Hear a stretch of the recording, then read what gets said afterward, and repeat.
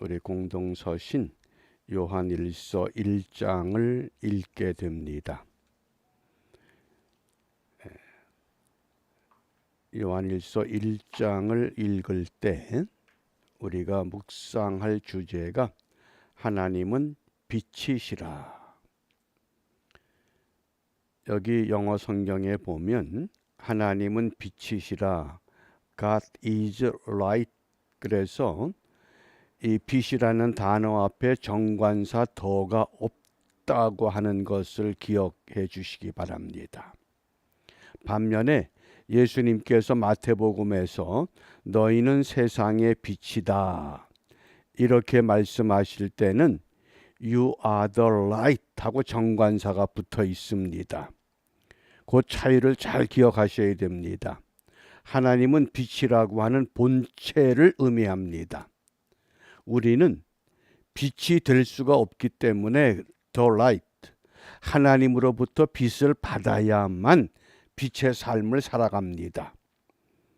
이 차이를 기억하시고 오늘 우리 5절 말씀을 함께 읽습니다. 우리가 그에게서 듣고 너희에게 전하는 소식은 이것이니 곧 하나님은 빛이시라. 그에게는 어둠이 조금도 없으시다는 것이니라. 아멘. 빛이라고 하는 본체이시기 때문에 어둠이 전혀 없습니다. 성경에서 어둠을 크게 세 가지로 상징하는데, 첫째는 어둠은 고통의 상징입니다. 구약 이사야 8장 22절입니다. 또 이 어둠은 정죄를 말합니다. 죄를 말합니다. 요한복음 3장 19절입니다.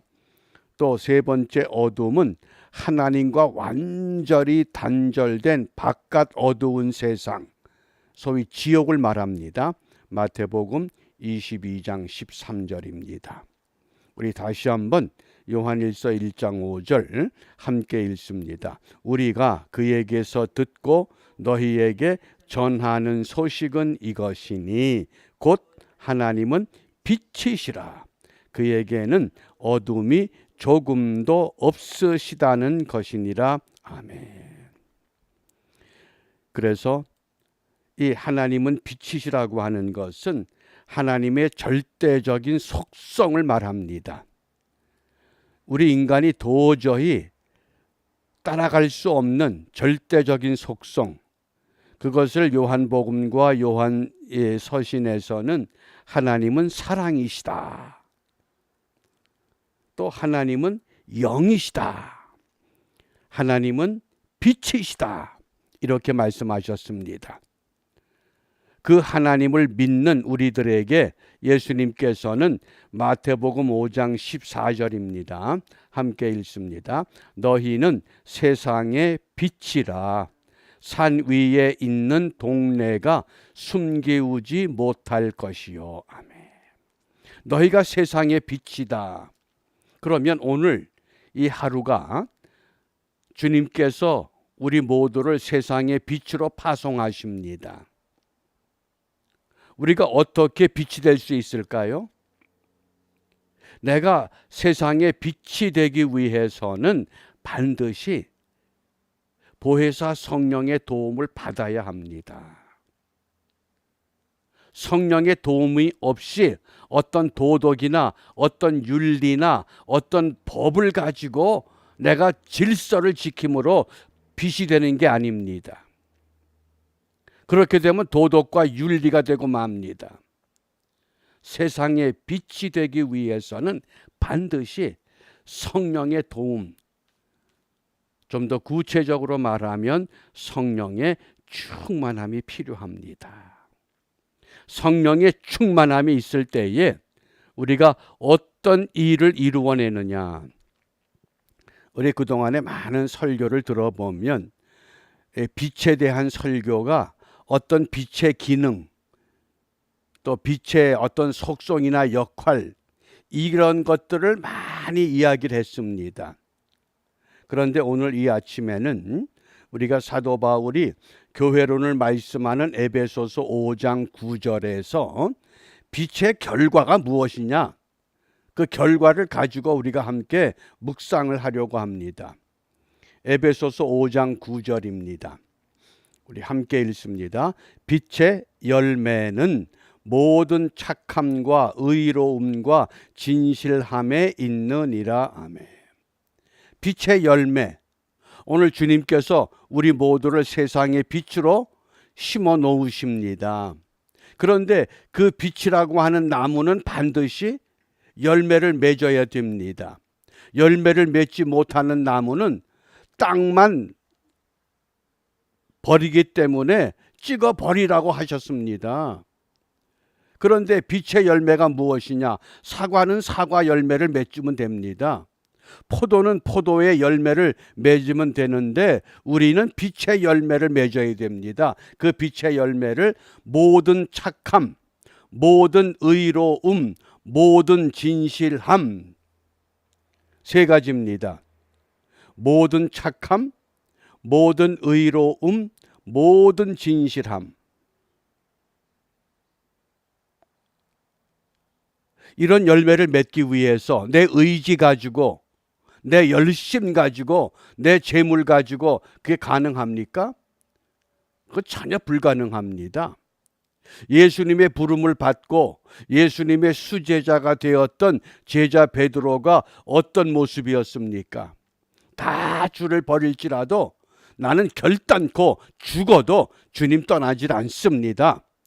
그렇게 단호하게 고백했던 베드로입니다. 평소에 칼을 차고 다녔던 베드로입니다. 예수님을 붙잡으러 왔을 때에 대제사장의 종 말고의 귀를 내리 찍었습니다.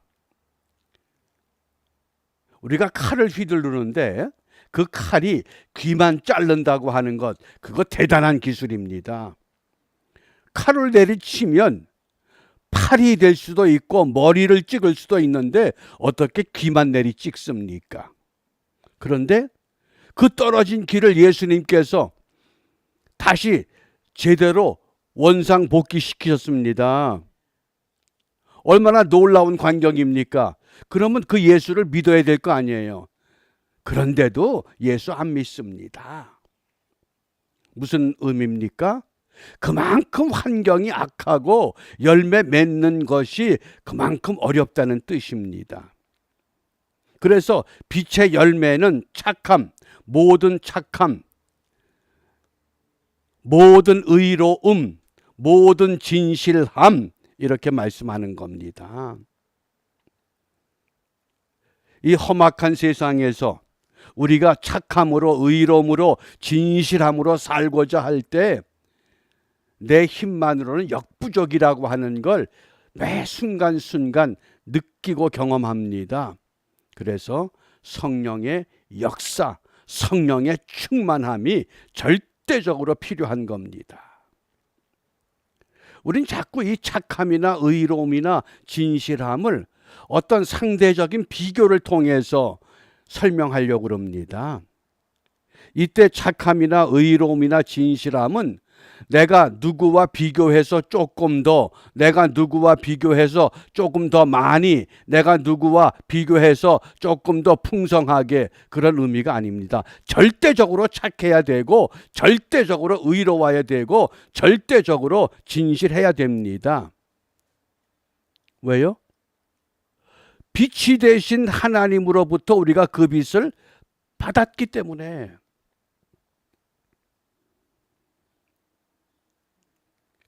그 1995년 북한과 중국의 그 국경에서 우리가 후원하는 모퉁이돌 선교회를 창립했던 이삭 목사님의 간증을 언제 한번 소개했죠. 북한에서 4명의 노인들이 탈북을 원해서 이삭 목사님과 만났습니다. 극적인 만남을 갖고 무엇 때문에 탈북하려고 합니까? 그때 그 노인들의 대답이 원 없이 찬송 한번 불러보기를 원합니다. 원 없이 마음껏 소리질러 찬송하기를 원한다는 겁니다. 그 한마디 듣고 더 이상 물어볼 게 없구나. 그러면 제가 어떻게 도와드릴까요? 언제 나오시겠습니까?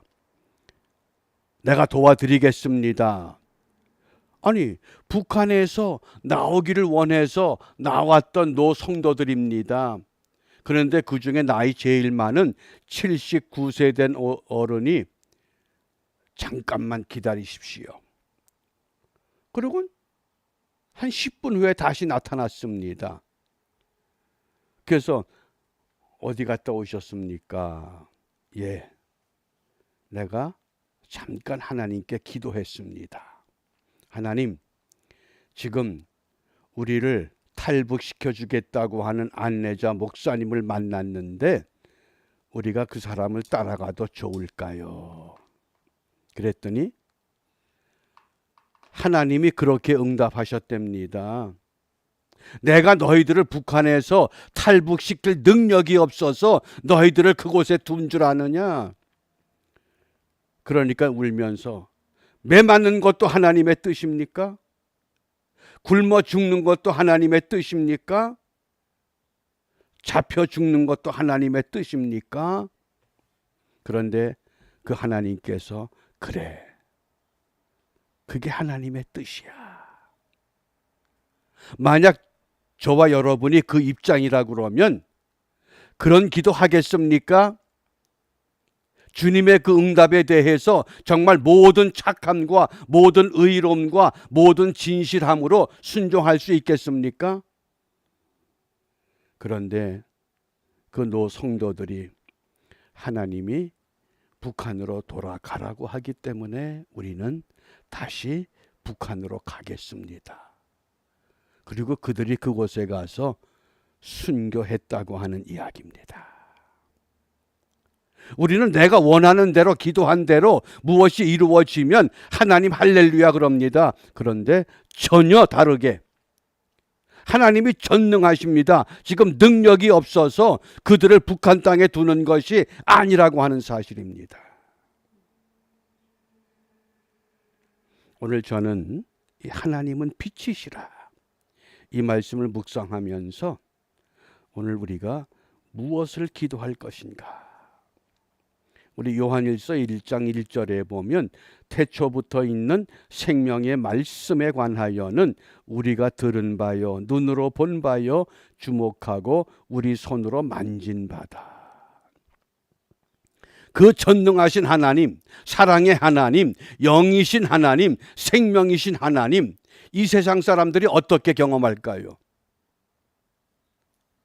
너희가 세상의 빛이다. 우리가 빛으로 심어졌기 때문에 빛의 삶을 살아드림으로 인해서 우리를 통해서 전능하신 하나님을 만날 수 있는 통로가 되는 줄 압니다. 그래서 오늘 기도 제목이 예수를 믿는 삶을 보여주자. 말로 하지 말고 예수 믿는 삶을 보여주시길 바랍니다. 그리고 오늘 기도할 때 북한 교회가 회복되게 하옵소서. 지금 우리 한국 사회가 거의 반은 좌경화되어 있다고 생각하면 됩니다. 이게 정치적으로 경제적으로 해결할 방법이 없습니다. 그런데 우리가 북한을 복음화하게 되면 이 문제는 저절로 해결됩니다. 이제 방법이 없습니다. 그래서 북한 교회가 회복돼야 되겠다. 해방 전에 북한 교회가 3,089교회라고 합니다. 무너진 그 교회들이 재건되는데 어떻게? 지하교회 성도들을 통해서. 북한의 조선 그 기독교 연맹에서 발표한 지하교회 성도들, 이 남한의 교회들이 추산하는 것은 뭐 20만 30만 그러는데 북한의 기독교 연맹에서 발표한 북한 지하교회 성도가 대략 9만에서 14만 명이라고 합니다. 적어도 우리가 한 10만 명 잡으면 또 남한의 탈북자들이 3만 5천입니다. 이들을 잘 훈련시켜서 북한 전역에 교회를 세우는 밑거름으로 우리가 세워나갈 수 있다 그러면 뭐 주사파가 어떻고 뭐 좌경화가 어떻고 그거 두렵지 않습니다.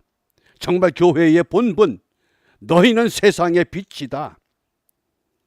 또 특별히 우리 도미니카 공화국의 단기 선교팀들 15명 그들의 일정에 하나님의 은총이, 그래서 다른 거 없습니다. 정말 성령의 도우심, 보혜사 성령의 충만한 역사가 오늘 우리를 통해서 생명의 삶이 보여지고 사랑의 삶이 보여지고 영적인 삶이 회복됨으로 인해서 주님이 기뻐하는 은혜가 풍성한 이 하루가 되시기를 주님의 이름으로 축복합니다. 기도하겠습니다. 자비로우신 아버지 하나님 감사합니다. 주일을 보내고 한 주간을 시작할 수 있는 은혜를 우리에게 허락하셔서 이 아침 시간에, 한국에서는 저녁 시간에 함께 예배하며 주님 앞에 나아갑니다. 비옵기는 우리에게 주어진 이 풍성한 은혜와 자유를 북한의 지하교회 성도들과 무너진 북한 교회를 생각하며 우리 모두가 너희가 세상의 빛이라고 하신 주님의 말씀에 따라 빛 대신 주님의 삶을 본받아 우리가 있는 그 자리에서 하나님의 은혜를 회복시켜 나가는 밑거름이 될 수 있도록 인도하여 주시옵소서.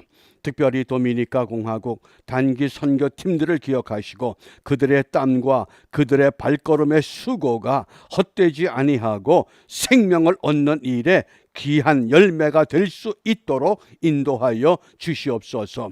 오늘 이 하루가 우리 모두에게 생명의 삶을 회복하는 은혜로 회복되기를 원하오니 살아계신 주 성령이여, 약속하신 보혜사 성령이여, 우리 모두를 새롭게 하시고 충만케 하셔서 하나님의 사람으로만 살아가게 하여 주시옵소서. 예수님 이름으로 기도합니다. 아멘.